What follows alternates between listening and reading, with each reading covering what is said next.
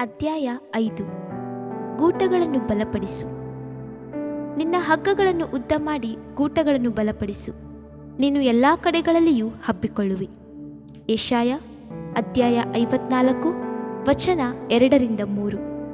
ನೀನು ಎಲ್ಲ ಕಡೆಗಳಲ್ಲಿಯೂ ಹಬ್ಬಿಕೊಳ್ಳುವಿ, ಅದಕ್ಕಾಗಿ ಗೂಟಗಳನ್ನು ಬಲಪಡಿಸು ಎಂದು ಕರ್ತನು ಪ್ರೀತಿಯಿಂದ ಆಲೋಚನೆಗಳನ್ನು ಕೊಡುತ್ತಾನೆ. ನೀನು ಎಲ್ಲ ಕಡೆಗಳಲ್ಲಿಯೂ ಹಬ್ಬಿಕೊಳ್ಳುವಾಗ ನಿನ್ನ ಮನಸ್ಸಿನ ದೃಢತೆಯು ದೇವಬಲವು ನಿನಗೆ ಅವಶ್ಯ. ಕರ್ತನಲ್ಲಿ ನೀನು ಅಭಿವೃದ್ಧಿಯಾಗಬೇಕು, ಕೃಪೆಯಲ್ಲಿ ಅಭಿವೃದ್ಧಿಯಾಗಬೇಕು, ವಿಶ್ವಾಸದಲ್ಲಿ ವೃದ್ಧಿ ಹೊಂದಬೇಕು, ಉಪದೇಶದಲ್ಲಿ ನೀನು ವೃದ್ಧಿಯಾಗಬೇಕು. ಗೂಟಗಳನ್ನು ಬಲಪಡಿಸು. ಒಂದು ಗುಡಾರವು ಎಷ್ಟು ದೊಡ್ಡದಾದರೂ ಅದರ ಗೂಟಗಳು ಭದ್ರವಾಗಿಲ್ಲದಿದ್ದರೆ ಗಾಳಿ ಬೀಸುವಾಗ ಆ ಗುಡಾರವು ಗಾಳಿಯಿಂದ ಹೊಡೆಯಲ್ಪಟ್ಟು ಬಿದ್ದು ಹೋಗುತ್ತದೆ. ಎಷ್ಟರ ಮಟ್ಟಿಗೆ ನಿನ್ನ ಗುಡಾರವು ವಿಶಾಲವಾಗಿದೆಯೋ ಅಷ್ಟು ಆಳವಾಗಿ ಆ ಗೂಟಗಳನ್ನು ಬಲವಾಗಿ ಹೊಡೆದು ಭೂಮಿಯಲ್ಲಿ ಆಳವಾಗಿ ಕೂರುವಂತೆ ಭದ್ರಪಡಿಸಬೇಕು. ಆಗಲೇ ಆ ಗುಡಾರವು ಭದ್ರವಾಗಿ ನಿಲ್ಲಲು ಸಾಧ್ಯ. ಗುಡಾರದ ದೃಢತೆ ಆ ಗೂಟದಲ್ಲಿರುವುದು. ದೊಡ್ಡ ದೊಡ್ಡ ಕಟ್ಟಡಗಳಲ್ಲಿ ನೀನು ನೋಡಿರುವೆಯಾದರೆ ಆಶ್ಚರ್ಯಪಡುವಿ. ಎಷ್ಟೊಂದು ಎತ್ತರವಾಗಿ, ಎಷ್ಟು ದೊಡ್ಡದಾಗಿರುವುದು, ಆಕಾಶದಷ್ಟೆತ್ತರ ಇರುವುದಲ್ಲ ಎಂದುಕೊಳ್ಳುವಿ. ಅಷ್ಟು ಎತ್ತರವಾಗಿ ನಿಂತಿರುವ ಆ ಕಟ್ಟಡದ ಬಲವು ಎತ್ತರದಲ್ಲಿಲ್ಲ, ಕೆಳಗೆ ಭೂಮಿಯಲ್ಲಿ ಹಾಕಲ್ಪಟ್ಟಿರುವ ಅದರ ಅಸ್ಥಿವಾರದಲ್ಲಿದೆ. ಕಟ್ಟಡವು ಎಷ್ಟೆಷ್ಟು ಎತ್ತರವಾಗಿರುತ್ತದೋ ಅಷ್ಟಷ್ಟು ಆಳವಾಗಿ ಅಸ್ಥಿವಾರವು ಹಾಕಲ್ಪಟ್ಟಿರುತ್ತದೆ. ಎತ್ತರವಾದ ಮರವನ್ನು ನೋಡುತ್ತೇವೆ. ಅದು ಚಿಗುರಿ ಹೂ ಬಿಟ್ಟು ಕಾಯಾಗಿ ಹಣ್ಣಾಗಿ ಫಲ ಕೊಡುವುದನ್ನು ಕಾಣುವಾಗ ಮನಸ್ಸಿಗೆ ಆನಂದವಾಗುತ್ತದೆ. ಆ ಫಲದ ರಹಸ್ಯವೇನು ಗೊತ್ತೇ? ಅದರ ರಹಸ್ಯವು ಅದರ ಬೇರಿನಲ್ಲಿದೆ. ಆ ಬೇರು ಭದ್ರವಾಗಿರಬೇಕು. ಆ ಮರದ ತಾಯಿ ಬೇರು ಆಳವಾಗಿ ಭೂಮಿಯಲ್ಲಿ ಇಳಿದು ಮರದ ಕಾಂಡದೊಂದಿಗೆ ಬೆರೆತುಕೊಂಡಿರಬೇಕು. ಹಾಗೆಯೇ ದೇವರ ಮಕ್ಕಳೇ, ನಿನ್ನ ಹೃದಯವು ಕರ್ತನೊಂದಿಗೆ ಆಳವಾಗಿ ಪರಿಶುದ್ಧಾತ್ಮನೊಂದಿಗೆ ಹೊಂದಿಕೊಂಡಿದ್ದರೆ, ನೆಲಗೊಂಡಿದ್ದರೆ ನೀನು ಸಹ ಫಲ ಕೊಡಬಹುದು. ನೀನು ಫಲ ಕೊಡಬೇಕಾದರೆ ದ್ರಾಕ್ಷಿ ಬಳ್ಳಿಯಲ್ಲಿ ನೆಲೆಗೊಂಡಿರಬೇಕು. ಒಂದು ದೀಪ ಪ್ರಕಾಶವಾಗಿ ಉರಿಯುತ್ತದೆ, ಕಾರಣ ಆ ದೀಪದ ಬತ್ತಿಯು ಉದ್ದವಾಗಿ ಆಳವಾಗಿ ಎಣ್ಣೆಯಲ್ಲಿ ಮುಳುಗಿರಬೇಕು. ಆಗ ಮಾತ್ರವೇ ಆ ಬತ್ತಿಯಿಂದ ಎಣ್ಣೆಯನ್ನು ಹೀರಿಕೊಂಡು ಉರಿದು ಪ್ರಕಾಶಿಸುತ್ತದೆ. ದೇವ ಮಗುವೆ, ನಿನ್ನ ಅಂತರಾಳದಲ್ಲಿ ಪರಿಶುದ್ಧಾತ್ಮನು ದೃಢವಾಗಿ ನೆಲೆಗೊಂಡಿರಲಿ. ಗೂಟಗಳನ್ನು ಭದ್ರಪಡಿಸದೆ ಮೇಲ್ನೋಟಕ್ಕೆ ಮಾಡುವ ಸೇವೆಯು ನೆಲೆಯಾಗಿರುವುದಿಲ್ಲ. ಅನೇಕರು ತಮ್ಮ ಸೇವೆಯ ಅಸ್ಥಿವಾರವಾಗಿ ಅದ್ಭುತಗಳನ್ನೇ ಮಾಡಲು ಬಯಸುತ್ತಾರೆ, ಆದರೆ ಶೋಧನೆಗಳು ಬರುವಾಗ ಬಲವಾಗಿ ನಿಲ್ಲಲು ಆಗದೆ ಬಿದ್ದು ಹೋಗುತ್ತಾರೆ. ಬಂಡೆಯಾಗಿರುವ ಕ್ರಿಸ್ತನ ಮೇಲೆ ದೃಢವಾಗಿ ನಿಲ್ಲದ ಪ್ರತಿಯೊಬ್ಬರೂ ಸೇವೆಯಲ್ಲಿಯೂ ದೃಢವಾಗಿ ನಿಲ್ಲಲಾರರು. ಒಬ್ಬ ಸಹೋದರರನ್ನು ಕ್ರಿಸ್ತನ ಬಳಿ ನಡೆಸಿದೆನು. ಕ್ರಿಸ್ತನ ಮಾರ್ಗದಲ್ಲಿ ಬಂದ ತಕ್ಷಣ ಅವನು ಬಹಳವಾಗಿ ಸಂತೋಷಿಸಿದನು. ಅಲ್ಲಿ ಇಲ್ಲಿ ಓಡಿ ಓಡಿ ಹಲವು ಕೂಟಗಳಲ್ಲಿ ಭಾಗವಹಿಸಿದನು. ಹಲವು ಸುವಾರ್ಥ ಸೇವಕರೊಂದಿಗೆ ಸೇರಿ ಗ್ರಾಮಗಳಲ್ಲಿ ಸೇವೆಗಾಗಿ ಹೋದನು. ಬೀದಿಗಳಲ್ಲಿ ಪ್ರಸಂಗಿಸಿದನು. ಅವನ ವೈಯಕ್ತಿಕ ಜೀವಿತದಲ್ಲಿ ಆಳವಾದ ಪ್ರಾರ್ಥನೆ ಇರಲಿಲ್ಲ. ಒಂದು ದಿನ ಅವನೊಂದಿಗೆ ಸೇರಿ ಪ್ರಾರ್ಥಿಸಲು ಇಷ್ಟಪಟ್ಟೆನು. ಅವನಿಗಾದರೂ ನನ್ನೊಂದಿಗೆ ಸೇರಿ ಪ್ರಾರ್ಥಿಸಲು ಇಷ್ಟವಿರಲಿಲ್ಲ. ನನ್ನ ಬಳಿ ಹೇಳಿದನು, ಗ್ರಾಮಗಳು ನಾಶವಾಗುತ್ತಿವೆ, ಆತ್ಮಗಳು ನಾಶವಾಗುತ್ತಿವೆ. ಯಾಕೆ ನಾವು ಸುಮ್ಮನೆ ವ್ಯರ್ಥವಾಗಿ ಪ್ರಾರ್ಥಿಸಬೇಕು? ವ್ಯರ್ಥವಾಗಿ ಸತ್ಯವೇದವನ್ನು ಓದುತ್ತಿರಬೇಕು? ನಾನು ಅಲ್ಲಿ ಸೇವೆ ಮಾಡಲು ಹೋಗುತ್ತೇನೆ, ಇಲ್ಲಿ ಸೇವೆ ಮಾಡಲು ಹೋಗುತ್ತೇನೆ ಎಂದು ಹೇಳಿ ಹೊರಟು ಹೋದನು. ಅವನು ಹೋಗುತ್ತಿರುವುದನ್ನು ನೋಡಿ ನಾನು ಬಹಳ ದುಃಖದಿಂದ ನೋಡುತ್ತಿದ್ದೆನು. ಓಡಿ ಓಡಿ ಸೇವೆ ಮಾಡಿದನು ನಿಜವೇ, ಆದರೆ ಗೂಟಗಳನ್ನು ಭದ್ರಪಡಿಸಲಿಲ್ಲ. ಕರ್ತನೊಂದಿಗೆ ಆಳವಾದ ಐಕ್ಯತೆಯನ್ನು ಅವನು ಹೊಂದಿರಲಿಲ್ಲ. ಕೆಲವು ತಿಂಗಳುಗಳು ಕಳೆದ ನಂತರ ನಾನು ಅವನನ್ನು ಸಂಧಿಸಿದಾಗ ಹಿಂಜಾರಿ ಹೋದದ್ದನ್ನು ಕಂಡೆನು. ನಾನು ಪಾಪದಲ್ಲಿ ಬಿದ್ದು ಬಿಟ್ಟೆನು ಎಂದು ದುಃಖದಿಂದ ಹೇಳಿದನು. ಅಶುದ್ಧಾತ್ಮಗಳು ಅವನನ್ನು ಹಿಡಿದವು. ಎಂತಹ ಪರಿತಾಪಕರವಾದ ಕಾರ್ಯ! ನಿವಾಸದ ಪರದೆಗಳು ಹರಡುವಾಗ, ನಿನ್ನ ಗುಡಾರದ ಸ್ಥಳವು ವಿಸ್ತರಿಸಲ್ಪಡುವಾಗ, ಹಗ್ಗಗಳು ಉದ್ದವಾಗುವಾಗ ಗೂಟಗಳನ್ನು ಬಲಪಡಿಸಬೇಕು. ಆ ಗೂಟಗಳೇ ದೇವರ ವಾಕ್ಯಗಳು. ಆ ಮೋಳೆಗಳೇ ಅಸ್ಥಿವಾರವಾದ ಉಪದೇಶಗಳು.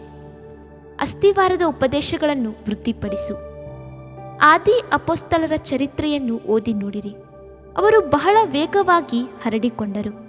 ಅವರ ಅಭಿವೃದ್ಧಿಯು ಕಾಡ್ಗಿಚ್ಚಿನಂತೆ ಹಬ್ಬಿತು.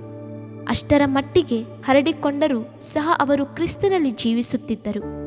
ಸತ್ಯವೇದವು ಈ ರೀತಿ ಹೇಳುತ್ತದೆ, ಇವರು ಅಪೊಸ್ತಲರ ಬೋಧನೆಯನ್ನು ಕೇಳುವುದರಲ್ಲಿಯೂ ಸಹೋದರರ ಅನ್ಯೋನ್ಯತೆಯಲ್ಲಿಯೂ ರೊಟ್ಟಿ ಮುರಿಯುವುದರಲ್ಲಿಯೂ ಪ್ರಾರ್ಥನೆಗಳಲ್ಲಿಯೂ ನಿರತರಾಗಿದ್ದರು. ಅಪೊಸ್ತಲರ ಕೃತ್ಯಗಳು ಅಧ್ಯಾಯ 2 ವಚನ 42. ದೃಢವಾಗಿ ನಿಂತಿದ್ದರು.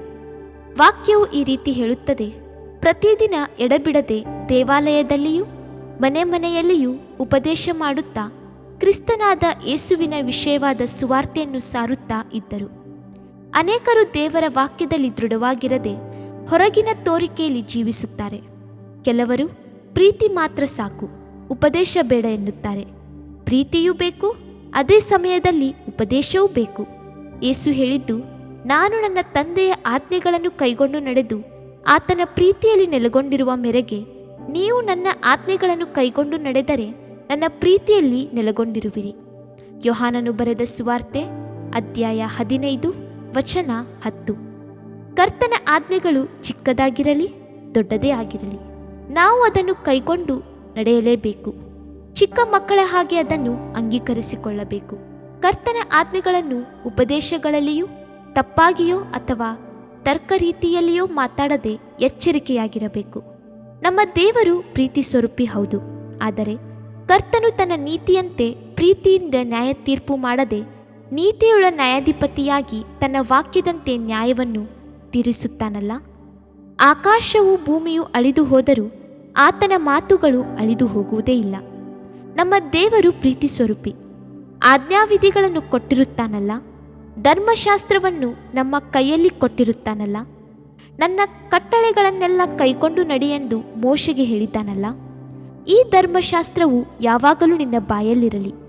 ಹಗಲಿರುಳು ಅದನ್ನು ಧ್ಯಾನಿಸುತ್ತಾ ಅದರಲ್ಲಿ ಬರೆದಿರುವುದನ್ನೆಲ್ಲ ಕೈಗೊಂಡು ನಡೆ. ಆಗ ನಿನ್ನ ಮಾರ್ಗದಲ್ಲೆಲ್ಲ ಸಫಲವಾಗುವಿ. ವೃದ್ಧನಾದ ದಾವಿದನು ತನ್ನ ಮಗನಾದ ಸೊಲೊಮೋನನನ್ನು ನೋಡಿ, ಮೋಶೆಯ ಧರ್ಮಶಾಸ್ತ್ರದಲ್ಲಿ ಬರೆದಿರುವ ಆತನ ಆಜ್ಞಾ ನಿಯಮ ವಿಧಿ ನಿರ್ಣಯಗಳನ್ನು ಪಾಲಿಸು. ಹೀಗೆ ಮಾಡಿದರೆ ನೀನು ಯಾವುದನ್ನು ಮಾಡಿದರೂ ಎಲ್ಲಿಗೆ ಹೋದರೂ ಕೃತಾರ್ಥನಾಗುವಿ. ಮೊದಲನೇ ಅರಸು ಅಧ್ಯಾಯ 2 ವಚನ 3. ದೇವಮಗುವೆ, ಸತ್ಯವೇದವನ್ನು ತಿರುಗಿ ತಿರುಗಿ ಓದು. ವೇದವಾಕ್ಯದಂತೆ ನಿನ್ನ ಜೀವಿತವನ್ನು ನಡೆಸು, ಅದು ನಿನ್ನನ್ನು ಉನ್ನತದಲ್ಲಿ ನಡೆಸುತ್ತದೆ. ಬ್ರಿಟಿಷ್ ಸಾಮ್ರಾಜ್ಯವು ಹರಡಿತು. ದೇವಭಕ್ತಿಯುಳ್ಳ ವಿಕ್ಟೋರಿಯಾ ಮಹಾರಾಣಿಯು ತನ್ನ ದೇಶದ ಎಲ್ಲೆಯನ್ನು ಲೋಕದಲ್ಲೆಲ್ಲ ವಿಸ್ತರಿಸಿದಳು. ಬ್ರಿಟಿಷ್ ಸೈನ್ಯಾಧಿಪತಿಗಳು ದೇವರ ಭಯಭಕ್ತಿಯಿಂದ ಮುಂದೆ ನಡೆದು ಹಲವು ದೇಶಗಳನ್ನು ಸ್ವಾಧೀನಪಡಿಸಿಕೊಂಡು ಜಯ ಹೊಂದಿದರು. ಅವುಗಳು ಎಲ್ಲೆಯೂ ವಿಸ್ತರಿಸಲ್ಪಟ್ಟಿತು. ಅವರ ನಿವಾಸದ ಪರದೆಗಳು ಹರಡಿದವು, ಹಗ್ಗಗಳು ಉದ್ದವಾದವು.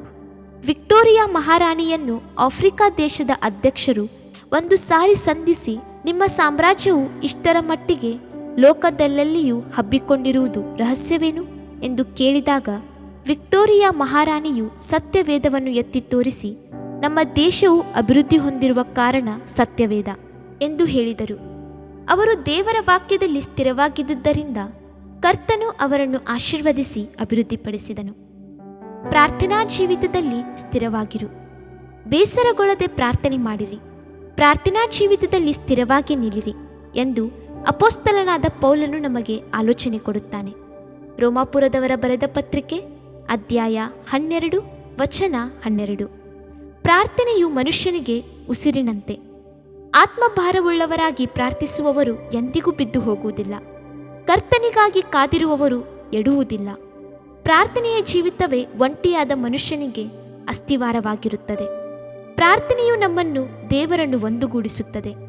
ಪ್ರಾರ್ಥಿಸುವವರೊಂದಿಗೆ ಸಹ ದೇವರ ಪ್ರಸನ್ನತೆಯು ಇರುವುದರಿಂದ ಅವರು ಎಡಹುವುದೇ ಇಲ್ಲ. ದಾನಿಯೇಲನ ಜೀವಿತವನ್ನು ಗಮನಿಸಿ ನೋಡಿರಿ. ಅವನ ಗೂಟಗಳು ಬಲವಾಗಿದ್ದವು. ಅವನು ಪ್ರತಿದಿನವೂ 3 ಬಾರಿ ತನ್ನ ಮನೆಯ ಕಿಟಕಿಗಳನ್ನು ತೆರೆದು ಯೆರೂಸಲೇಮಿನ ದೇವಾಲಯದ ಕಡೆಗೆ ಮುಖ ಮಾಡಿ ಬಹಿರಂಗವಾಗಿ ಪ್ರಾರ್ಥಿಸುತ್ತಿದ್ದನು. ಪ್ರಾರ್ಥನೆಯಲ್ಲಿ ಅವನು ಸ್ಥಿರನಾಗಿದ್ದನು. ಆದುದರಿಂದ ಅವನ ಗುಡಾರವು ನೆಲೆಯಾಗಿತ್ತು. ಅವನು ತನ್ನ ಮೇಲೆ ತಪ್ಪು ಹೊರಿಸಲು ಕಾದಿದ್ದಂತಹ ಪ್ರಧಾನಿಯು ಬಗ್ಗೆ ಕಳವಳಪಡಲಿಲ್ಲ. ಸಿಂಹದ ಗವಿಯನ್ನು ಕುರಿತು ಕಳವಳಪಡಲಿಲ್ಲ. ಬಾಬೇಲಿನ ಆತ್ಮಗಳನ್ನು ಕುರಿತು ಕಳವಳಪಡಲಿಲ್ಲ.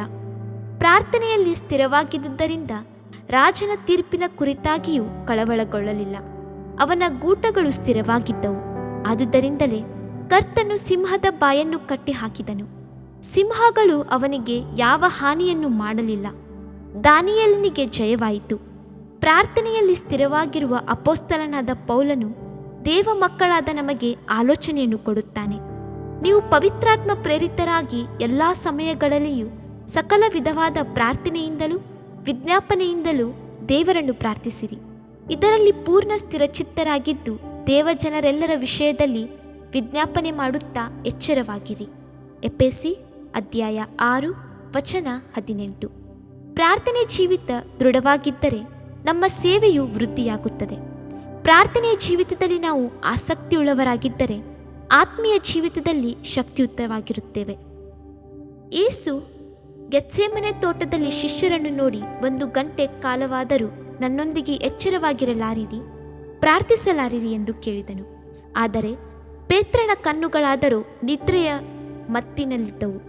ಅಂದು ಪೇತ್ರನು ಪ್ರಾರ್ಥನೆಯಲ್ಲಿ ನಿರತನಾಗಿದ್ದರೆ ಮರುದಿನದಲ್ಲಿ ಆ ದಾಸಿಯ ಮುಂದೆ ಆತನನ್ನು ಅರಿಯನೆಂದು ಹೇಳುತ್ತಿರಲಿಲ್ಲ. ಯೇಸುವನ್ನು ಶಪಿಸಿ ಸತ್ಯವನ್ನು ಮಾಡುತ್ತಿರಲಿಲ್ಲ. ಆ ಪ್ರಾರ್ಥನೆಯ ಶಕ್ತಿ ಇಲ್ಲದಿದ್ದರಿಂದ ಗೂಟಗಳನ್ನು ಅಲ್ಲಾಡುವಂತೆ ಮಾಡಿತು. ಆ ಪ್ರಾರ್ಥನೆಯ ಶಕ್ತಿ ಅವನಲ್ಲಿ ಕಡಿಮೆಯಾದುದರಿಂದ ಅವನ ಜೀವಿತದ ಅಸ್ಥಿವಾರವೇ ಅಲುಗಾಡಿತು. ದೇವಮಗುವೆ, ಗೂಟಗಳನ್ನು ಬಲಪಡಿಸು. ಮುಂದೆ ಬರುವ ದಿನಗಳು ಆಪತ್ತಿನ ದಿನಗಳು, ಶೋಧನೆಯ ದಿನಗಳು, ನಂಬಿಕೆಯನ್ನು ಅಲುಗಾಡಿಸುವ ದಿನಗಳು. ಯೇಸು ಹೇಳಿದನು, ಆದರೆ ಬರುವುದಕ್ಕಿರುವ ಇವೆಲ್ಲವುಗಳೊಂದಿಗೆ ತಪ್ಪಿಸಿಕೊಳ್ಳುವುದಕ್ಕೂ ಮನುಷ್ಯ ಕುಮಾರನ ಮುಂದೆ ನಿಂತುಕೊಳ್ಳುವುದಕ್ಕೂ ನೀವು ಪೂರ್ಣ ಶಕ್ತರಾಗುವಂತೆ ಎಲ್ಲ ಕಾಲದಲ್ಲಿಯೂ ದೇವರಿಗೆ ವಿಜ್ಞಾಪನ ಮಾಡಿಕೊಳ್ಳುತ್ತಾ ಎಚ್ಚರವಾಗಿರಿ ಎಂದನು. ಲೂಕನ ಬರೆದ ಸುವಾರ್ತೆ ಅಧ್ಯಾಯ 21 ವಚನ 36. ಪ್ರಾರ್ಥಿಸು, ಶೋಧನೆಗೆ ಒಳಗಾಗದಂತೆ ದೇವರನ್ನು ಪ್ರಾರ್ಥಿಸಿರಿ. ಲೂಕನು ಬರೆದ ಸುವಾರ್ತೆ ಅಧ್ಯಾಯ 22 ವಚನ 40-46. ಎಲ್ಲ ಕಾಲದಲ್ಲಿಯೂ ಪ್ರಾರ್ಥಿಸು. ಬೆಳೆಯ ಯಜಮಾನನನ್ನು ನಿನ್ನ ಬೆಳೆಗೆ ಕೆಲಸದವರನ್ನು ಕಳುಹಿಸಬೇಕೆಂದು ಬೇಡಿಕೊಳ್ಳಿರಿ. ಲೂಕನು ಬರೆದ ಸುವಾರ್ತೆ ಅಧ್ಯಾಯ 10 ವಚನ 2. ಅಂತರಂಗದಲ್ಲಿರುವ ನಿನ್ನ ತಂದೆಗೆ ಪ್ರಾರ್ಥನೆ ಮಾಡು. ಮತ್ತಾಯನು ಬರೆದ ಸುವಾರ್ತೆ ಅಧ್ಯಾಯ 6 ವಚನ 6. ಯೋಹಾನನು ಬರೆದ ಸುವಾರ್ತೆ ಅಧ್ಯಾಯ 16 ವಚನ 24-26. ಆದರೆ ಪ್ರಾರ್ಥನೆ ಮಾಡುವಾಗ ಅಜ್ಞಾನಿಗಳ ಹಾಗೆ ಹೇಳಿದ್ದನ್ನೇ ಸುಮ್ಮನೆ ಹೇಳಬೇಡ. ಮತ್ತಾಯನು ಬರೆದ ಸುವಾರ್ತೆ ಅಧ್ಯಾಯ 6 ವಚನ 7-8. ಆತ್ಮದಿಂದಲೂ ಸತ್ಯದಿಂದಲೂ ಪ್ರಾರ್ಥಿಸು. ಪ್ರಾರ್ಥಿಸುವ ಆತ್ಮಕ್ಕಾಗಿ ಕರ್ತನ ಬಳಿ ಕೇಳಿಕೊ. ವಿಜ್ಞಾಪನೆಯ ಆತ್ಮನನ್ನು ಸುರಿಸೆಂದು ಅಂಗಲಾಚಿ ಬೇಡಿಕೊ. ಕಣ್ಣೀರಿನ ಆತ್ಮನಿಂದ ನನ್ನನ್ನು ತುಂಬಿಸೆಂದು ಭಾರದಿಂದ ಪ್ರಾರ್ಥಿಸು. ನಿನ್ನ ಪ್ರಾರ್ಥನೆಯ ಗೂಟನ್ನು ಬಲಪಡಿಸು. ಚಾರ್ಲೆಸ್ ಸಿಮೆಯೋನ್ ಎಂಬ ಭಕ್ತರು ಬೆಳಿಗ್ಗೆ 4 ಗಂಟೆಯಿಂದ 8 ಗಂಟೆಯವರೆಗೂ ಬೆಳಿಗ್ಗೆಯ ಧ್ಯಾನದಲ್ಲಿರುತ್ತಿದ್ದರು. ಕರ್ತನು ಇವರನ್ನು ಉಪಯೋಗಿಸುತ್ತಿದ್ದನು. ಅದ್ಭುತವಾಗಿ ಶಕ್ತಿಯುತವಾಗಿ ಉಪಯೋಗಿಸಿದನು. ಅವರ ಜೀವಿತ ಜಯದ ಜೀವಿತವಾಗಿದ್ದಿತು. ಜಾನ್ ವೆಸ್ಲಿಯವರು ಬೆಳಗಿನ ವೇಳೆಯಲ್ಲಿ ಕಡೇ ಪಕ್ಷ 2 ಗಂಟೆಗಳ ಕಾಲ ಭಾರವಾಗಿ ಪ್ರಾರ್ಥಿಸುತ್ತಿದ್ದರು. ಅವರ ಗೂಟವು ಆಳವಾಗಿ ಕ್ರಿಸ್ತನಲ್ಲಿ ನೆಲೆಗೊಂಡಿದ್ದಿತು. ಪ್ರಾರ್ಥನೆ ಮಾಡುವುದೇ ನನ್ನ ಪ್ರಧಾನ ಕೆಲಸ ಎಂದು ಸಾಕ್ಷಿ ಹೇಳುತ್ತಿದ್ದರು. ಇದರಿಂದ 100 ಸಭೆಗಳನ್ನು ಸ್ಥಾಪಿಸಲು ಸಾಧ್ಯವಾಯಿತು. ಜಾನ್ ಬ್ಲೇಚರ್ ಎಂಬವರು ತನ್ನ ಪ್ರಾರ್ಥನೆಯ ಕೋಣೆಯನ್ನು ನಿಟ್ಟುಸಿರಿನಿಂದ ತುಂಬಿಸುತ್ತಿದ್ದರು. ಕುಳಿತಿದ್ದ ಸ್ಥಳವು ಅದುರಿ ಹೋಗುವಷ್ಟರ ಮಟ್ಟಿಗೆ ಮೊಣಕಾಲಿನಲ್ಲಿಯೇ ನಡೆದು ಪ್ರಾರ್ಥಿಸಿದರು. ಇಡೀ ರಾತ್ರಿ ಪ್ರಾರ್ಥಿಸುವುದು ಅವರ ಅಭ್ಯಾಸವಾಗಿತ್ತು. ಅವರು ತಮ್ಮ ಸ್ನೇಹಿತರಿಗೆ ಪತ್ರ ಬರೆಯುವಾಗ ಎಲ್ಲರೂ ಪ್ರಾರ್ಥಿಸಿರಿ ಎಂದೇ ಬರೆಯುತ್ತಿದ್ದರು. ಅವರ ಜೀವಿತವೆಲ್ಲ ಪ್ರಾರ್ಥನೆಯಾಗಿಯೇ ಇದ್ದಿತು. ಮಾರ್ಟಿನ್ ಲೂಥರ್ ಅವರು ಬೆಳಿಗ್ಗೆಯಲ್ಲಿ ಪ್ರತಿದಿನವೂ 2 ತಾಸಾದರೂ ಪ್ರಾರ್ಥಿಸಿದರು. ಅವರು ಅಭ್ಯಾಸವಾಗಿತ್ತು. ಯಾವಾಗ ನಾನು ಪ್ರಾರ್ಥಿಸುತ್ತಿರಲಿಲ್ಲವೋ ಆ ದಿನವೆಲ್ಲ ನನಗೆ ಸೋಲೇ ಇರುತ್ತಿತ್ತು ಎನ್ನುತ್ತಿದ್ದರು. ಸೈತಾನನು ನನ್ನ ಮೇಲೆ ಅಧಿಕಾರ ನಡೆಸುವ ಹಾಗಿರುತ್ತಿತ್ತು. ಮುಖ್ಯವಾದ ತೀರ್ಮಾನಗಳನ್ನು ತೆಗೆದುಕೊಳ್ಳುವಾಗ 3 ತಾಸಾದರೂ ನಾನು ಪ್ರಾರ್ಥಿಸುವೆನು ಎನ್ನುತ್ತಿದ್ದರು. ಅವರ ಪ್ರಾರ್ಥನೆಯಿಂದ ಲೂರ್ದರ್ನ ಸಭೆಯು ಸ್ಥಾಪನೆಯಾಯಿತು. ಸ್ಪರ್ಜನ್ರವರು ಇರುಳೆಲ್ಲ ಎಚ್ಚರವಾಗಿದ್ದು ಪ್ರಾರ್ಥಿಸಲು ಶಕ್ತಿಯುಳ್ಳವರಾಗಿದ್ದರು.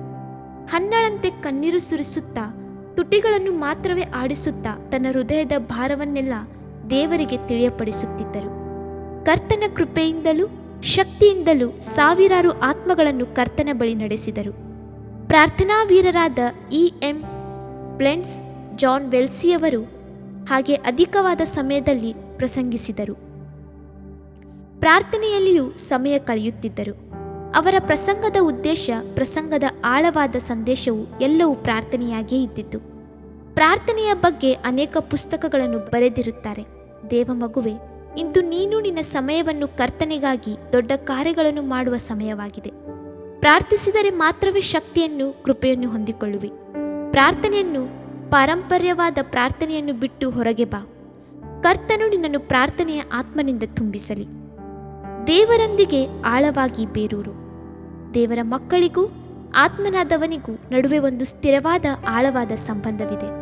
ಅಪೊಸ್ತಲನಾದ ಪೌಲನು ಫಿಲಿಪ್ಪಿಯವರಿಗೆ ಬರೆಯುವಾಗ ಒಂದೇ ಆತ್ಮದಲ್ಲಿ ದೃಢವಾಗಿ ನಿಂತು ಸುವಾರ್ತೆಯಲ್ಲಿಟ್ಟ ನಂಬಿಕೆಗೋಸ್ಕರ ಐಕ್ಯಮತ್ಯದಿಂದ ಹೋರಾಡುವವರಾಗಿದ್ದೀರೆಂದು ನಾನು ತಿಳಿದುಕೊಳ್ಳುವೆನು. ಫಿಲಿಪ್ಪಿ ಅಧ್ಯಾಯ 1 ವಚನ 27. ಹೀಗೆ ಬರೆಯುತ್ತಾನೆ, ಗಮನಿಸಿರಿ, ಒಂದೇ ಆತ್ಮದಲ್ಲಿ ದೃಢವಾಗಿ ನಿಂತು ಎಂದು ಪೌಲನು ಹೇಳುತ್ತಾನೆ. ಗೂಟಗಳನ್ನು ದೃಢಪಡಿಸಿರಿ.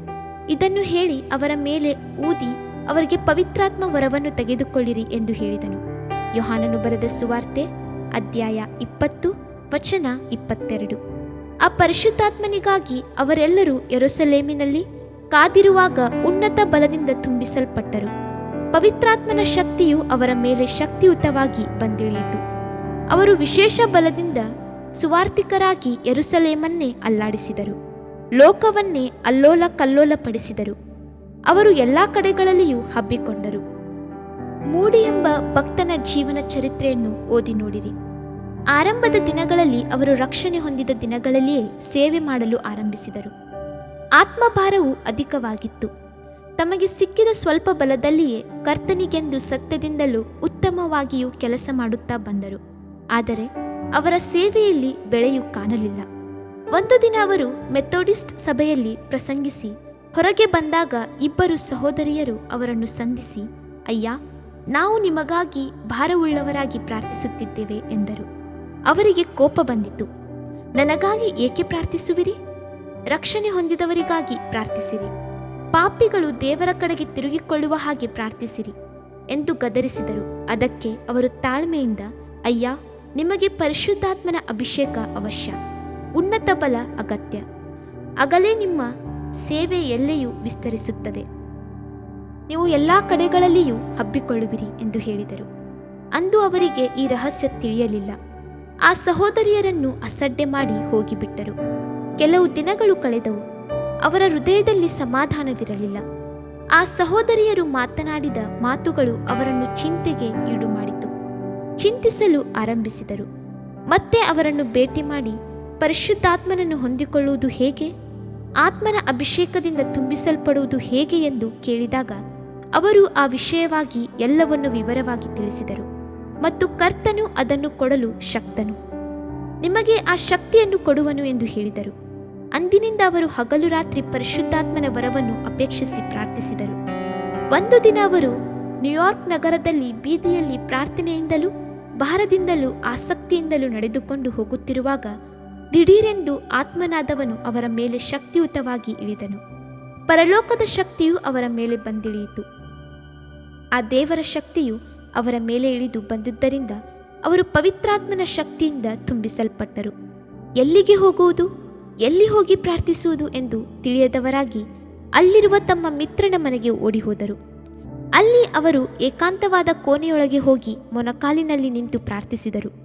ಅಷ್ಟೇ ಅವರ ಶರೀರದಲ್ಲಿ ತಾಳಲಾರದ ಒಂದು ದೈವಿಕ ಶಕ್ತಿಯೂ ಪರಲೋಕದ ಪ್ರೀತಿಯೂ ಅವರ ಮೇಲೆ ಬಂದಿಳಿಯಿತು.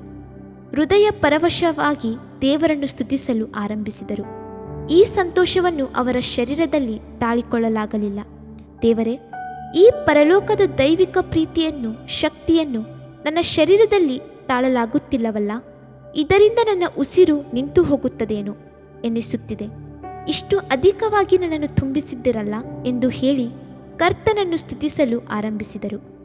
ಆ ದಿನ ಮೊದಲುಗೊಂಡು ಅವರ ಸೇವೆಯಲ್ಲಿ ವ್ಯತ್ಯಾಸಗಳು ಕಂಡುಬಂದಿತು. ಆತ್ಮ ಆದಾಯವು ಎಷ್ಟು ಸಾವಿರದಷ್ಟು ಅಧಿಕವಾಯಿತು. ಅವರು ಒಂದು ಕೈಯಲ್ಲಿ ಯುರೋಪ್ ಖಂಡವನ್ನು, ಮತ್ತೊಂದು ಕೈಯಲ್ಲಿ ಅಮೆರಿಕ ಖಂಡವನ್ನು ಎತ್ತಿ ದೇವರ ಸನ್ನಿಧಾನದಲ್ಲಿ ನಿಲ್ಲಿಸಲು ಪರಿಶುದ್ಧಾತ್ಮನ ಸಹಾಯ ನಡೆಸುವಿಕೆಗಾಗಿ ಪ್ರಾರ್ಥಿಸಿದರು. ದೇವಮಗುವೆ, ನಿನ್ನ ಗೂಟವನ್ನು ಬಲಪಡಿಸು. ನೀನು ಪರಿಶುದ್ಧಾತ್ಮನನ್ನು ಹೊಂದಿಕೊಳ್ಳುವುದು ಮಾತ್ರವಲ್ಲ, ಆತ್ಮದಲ್ಲಿಯೂ ಅಭಿವೃದ್ಧಿಯನ್ನು ಹೊಂದಿದವನಾಗಿರಬೇಕು. ಅಪೊಸ್ತಲನಾದ ಪೌಲನು ತನ್ನ ಅನುಭವವನ್ನು ಕುರಿತು ಬರೆಯುವಾಗ ಪ್ರಸಂಗದಲ್ಲಿಯೂ ಮನವೊಲಿಸುವ ಜ್ಞಾನ ವಾಕ್ಯಗಳನ್ನು ನಾನು ಪ್ರಯೋಗಿಸದೆ ದೇವರಾತ್ಮನ ಬಲವನ್ನು ತೋರ್ಪಡಿಸುವ ವಾಕ್ಯಗಳನ್ನೇ ಪ್ರಯೋಗಿಸಿದೆನು. 1 ಕೊರಿಂಥ ಅಧ್ಯಾಯ 2:5. ದೇವಮಗುವೆ, ನೀನು ಎಲ್ಲ ಕಡೆಗಳಲ್ಲಿಯೂ ಹಬ್ಬಿಕೊಳ್ಳುವಿ. ಆದುದರಿಂದ ನಿನ್ನ ಗುಡಾರದ ಸ್ಥಳವನ್ನು ವಿಸ್ತರಿಸು. ನಿನ್ನ ಗುಡಾರದ ಸ್ಥಳವನ್ನು ವಿಸ್ತರಿಸು. ನಿನ್ನ ಹಗ್ಗಗಳನ್ನು ಉದ್ದ ಮಾಡಿ ಗೂಟಗಳನ್ನು ಬಲಪಡಿಸು. ನಿನ್ನ ಗೂಟಗಳನ್ನು ಬಲಪಡಿಸು. ಕರ್ತನು ನಿನ್ನನ್ನು ಆಶೀರ್ವದಿಸಲಿ. ಆಮೆನ್.